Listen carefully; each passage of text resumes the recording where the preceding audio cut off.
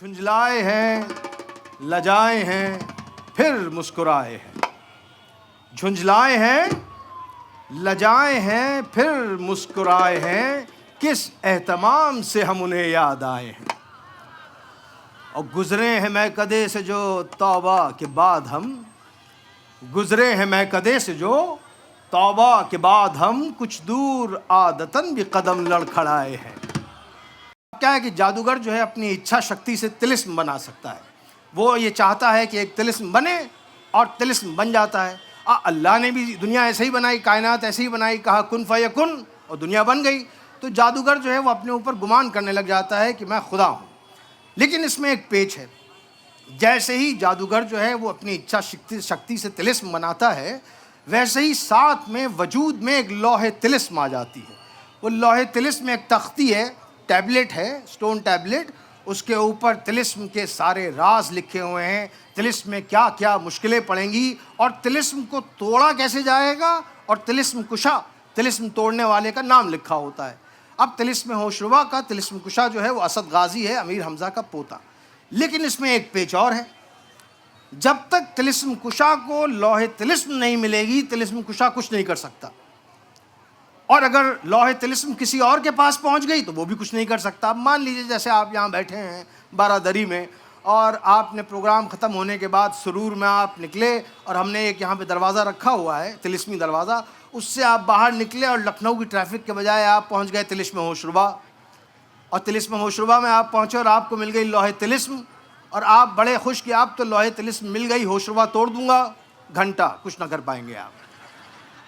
उसी तरह असद गाजी भी पहुंच जाएं अगर तिलिस्म होशरुबा में, और उनके हाथ लोहे तिलिस्म ना मिले तो वो भी कुछ नहीं कर सकते। यानी जिसका बंदर वही नचाए।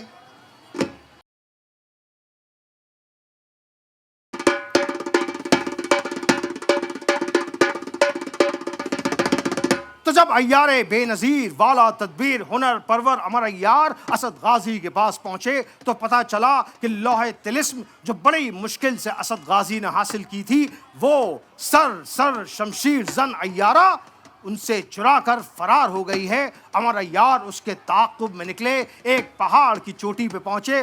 वहां जो दूर देखा तो सामने एक चटियल मैदान, दूर तक न चरिंद न परिंद, एक आध पेड़ जो नजर आया कहीं पे तो लुंड मुंड सूखा डंडा। अय्यारी की दूरबीन लगा के जो देखा तो दूर उफक पर एक बगुले की सूरत चरख तक धूल उड़ती नजर आई। समझ गए कि ये सर शमशीर जन है, उसके ताक़ुब में भागे। लेकिन वो भी बाकमाल अय्यारा थी। ये भाग के पहुंचते तो जन से उधर निकल जाती, ये उधर पहुंचते तो ये जक दे के इधर निकल जाती, ये आगे जाते तो ये रुक के पीछे हो जाती, ये पीछे पहुंचते तो ये फौरन आगे फरार हो जाती। अभी ये रस्सा कशी चल रही थी कि सर फौरन अफरासियाब के दरबार में दाखिल हो गई। अब जो अफरासियाब के दरबार में दाखिल हुई तो अमर अय्यार ने अपने दिल में सोचा कि हाय, अगर इस सूरत में मैं अफरासियाब के दरबार में दाखिल हो गया तो कमबख्त पहचान जाएगा।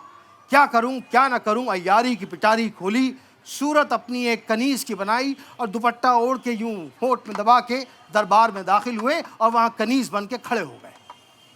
अफरासियाब के दरबार में अफरासियाब ख्वाब शीरी से सरीरे जहांबानी पर सो के उठा था।